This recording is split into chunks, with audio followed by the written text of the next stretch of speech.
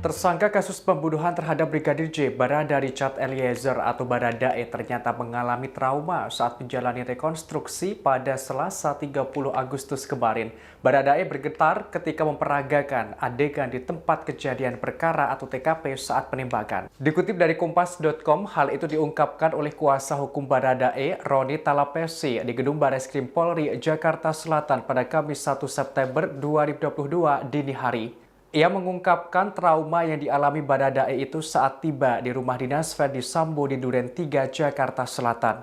Sebagaimana diketahui, rumah dinas itu menjadi TKP utama penembakan Brigadir J hingga tewas.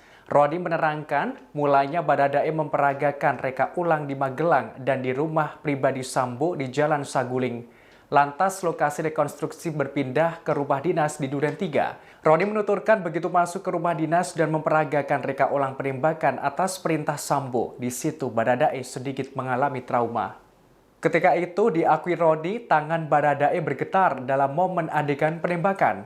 Menurutnya saat itu Roni sempat duduk di TKP. Ia berujar dirinya tetap mendampingi Baradae ketika rekonstruksi hingga ke garasi rumah.